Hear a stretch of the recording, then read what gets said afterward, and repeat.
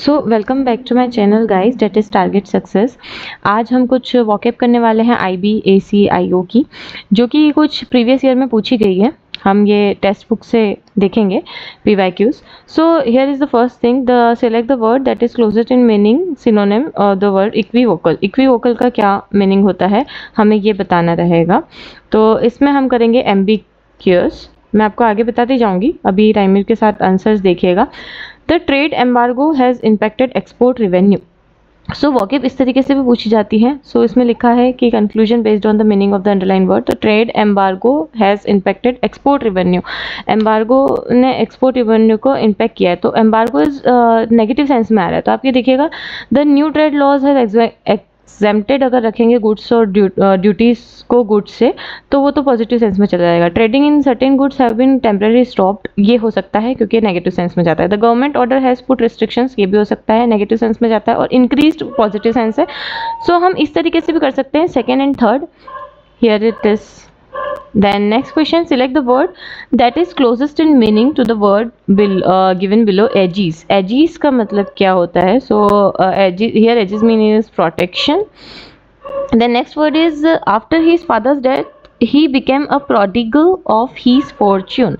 तो prodigal of his fortune. So what's the meaning of this? So इसमें लिखा है he gained wisdom and spent money cautiously, or being the only heir he inherited all his father's wealth, acquired his wealth recklessly and lost all he had. He assumed the responsibility of increasing his father's fortune. So आप यहाँ पे देखोगे, अगर आपको meaning नहीं भी पता है तो आप यहाँ पे देखोगे गेन कॉशियसली पॉजिटिव में जा रहा है, ठीक है। Recklessly and lost all he had, और he assume responsive increase his father fortune, ये भी पॉजिटिव में जा रहा है। Being the only heir he inherited all his father's wealth, ये भी नहीं, ओनली थर्ड इसका आंसर आना चाहिए, जस्ट बिकॉज ये नेगेटिव सेंस में जा रहा है पूरी तरीके से। प्रोडिगल एक वर्ड है जो नेगेटिव सेंस को दर्शाता है। Next is philatelist. Okay, she is a philatelist who can boost of a rare collection. Rare collection को बूस्ट करती है। अब क्या होगा, huge collection of stamps. Stamps के कलेक्शन करने वालों को एक वर्ड है, वो मुझे अभी फिलहाल याद नहीं आ रहा, वो बोलते। तो ये फिलेटेलिस्ट नहीं है। She look over books. Books के लिए भी अलग वर्ड आता है। Hobby to collect and study coins and metals, N से है कुछ वर्ड आता है। Her collection of antique is unique and very valuable. Yes, fourth one is right. So here the fourth is given with the two sentence. Huge collection of stamps, हम stamps का तो नहीं करेंगे। थर्ड एंड फोर्थ हम इसको लगा सकते हैं।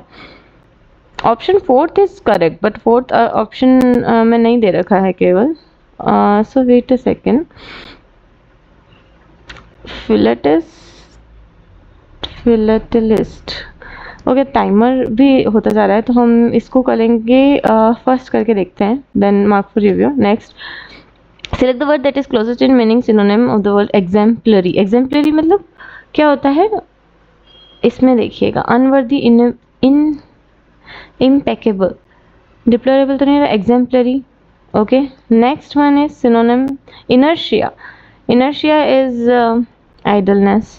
Then the next is these days he is working on a monograph. Monograph नाम से समझ में आ रहा है, एक सिंगल चीज़ को लेकर के बोलते हैं। तो he is writing a memoir of his father, तो मेमोरियर नहीं आएगा। He is work on a specialize subject is an important resource for scholars, तो ये बोला जा सकता है। He is researching his lines play perform the annual function, ये भी नहीं आएगा। He is creating an architecture masterpiece of a single piece of stone. Stone वाला कुछ ऐसा कोई वर्ड है ही नहीं इंपॉर्टेंट, मतलब इसमें स्टोन का लेकर के कुछ बोला ही नहीं है। तो हम ये लिखेंगे किसी एक सब्जेक्ट में जो स्पेशलाइज करके उस चीज़ को लिख रहा है, सर्च कर रहा है, उसको बोला जाता है। So here it is. अगर आपको मतलब समझ में नहीं आया तो आप ये देख सकते हैं, पूरा सेंटेंस दिया हुआ रहता है यहाँ पर, तो उसकी हेल्प हम ले सकते हैं। Then next question, select the word that is closest in meaning to the word given below. Glib. What is the meaning of glib? So synonym पूछा है glib का, implausible, lethargic, inarticulate and easy. देखिए, I don't know the meaning of glib, but मैंने easy लगाया and I am damn sure कि यही answer होगा इसका, जस्ट बिकॉज लेथार्जी और इनप्लॉजिबल एंड इनआर्टिकुलेट जो भी वर्ड्स हैं, ये तीनों की तीनों नेगेटिव सेंस में आते हैं। इजी है जो पॉजिटिव सेंस में आ रहा है, सो मैंने उसको लगाया है। नेक्स्ट है, the shopkeeper's gambit was to ask double the price. Gambit was to ask double the price, अब वो डबल प्राइस करता है तो इसमें क्या गैम्बिट का जो वर्ड मीनिंग है वो किससे, मतलब कंक्लूजन क्या शो होगा इससे।